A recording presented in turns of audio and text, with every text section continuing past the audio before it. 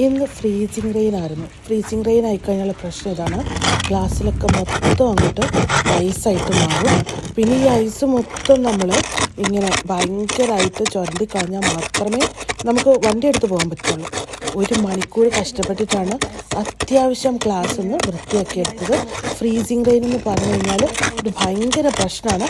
ഈ വർഷം ആദ്യമായിട്ടാണ് ഇങ്ങനെ ഫ്രീസിങ് റെയിൻ ഇപ്പോൾ വന്നിരിക്കുന്നത്. എല്ലാ വർഷവും 1-2 പ്രാവശ്യമെങ്കിലും ഫ്രീസിങ് റെയിൻ സംഭവിക്കാറുണ്ട്. ആ ഒരു ദിവസം ഇന്നായിരുന്നു. കുറച്ച് കഷ്ടപ്പെട്ടിട്ടാണ് വണ്ടി നേരെ ഇതുണ്ടല്ലേ, ഗ്ലാസ്സാണ് മൊത്തം പിടിച്ചിട്ടിരിക്കുകയാണ്. ഇതിട്ട് ഇങ്ങനെ ചിരകുമ്പോൾ നമ്മുടെ നെഞ്ച് ആകെ അങ്ങ് വിഷമത്തിലാവും. കാരണം നമ്മുടെ വണ്ടിയിലെ ഗ്ലാസ്സിലാണ് നമ്മളിങ്ങനെ ഇട്ടിട്ട് ഈ ഒരു എന്താ പറയുക, ഈ നമ്മൾ സ്നോ മാറ്റുന്നതിൻ്റെ അപ്പുറത്തെ ഭാഗത്തുള്ള ഒരു സ്ക്രേപ്പർ വെച്ചിട്ട് സ്ക്രേപ്പ് ചെയ്തെടുക്കുന്നത് കുറച്ച് വിഷമമുള്ള സംഭവമാണ്. എന്നിരുന്നാലും ഇങ്ങനെ ചെയ്ത് കംപ്ലീറ്റ് ക്ലീനാക്കിയാൽ മാത്രമേ എന്തെങ്കിലും പുറത്തേക്ക് കാണാനായിട്ട് പറ്റത്തുള്ളൂ. കണ്ടില്ലേ, ക്ലീൻ ആക്കുന്ന സ്ഥലത്തൊക്കെ ആ ഒരു ഗ്ലാസ് കണ്ടുവരുന്നത് അങ്ങനെ ആക്കിയാൽ മാത്രമേ നമുക്ക് ഡ്രൈവ് ചെയ്യാൻ പറ്റുള്ളൂ. ഫ്രണ്ട് ഗ്ലാസും ബാക്ക് ഗ്ലാസും സൈഡിലുള്ള എല്ലാ വിൻഡോസും എല്ലാം ഇതേപോലെ ഐസ് പിടിച്ച് കട്ടയായിപ്പോയി.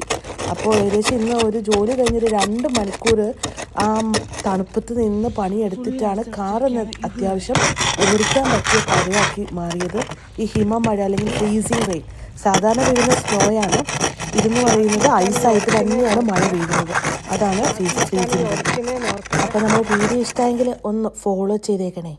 Thank you.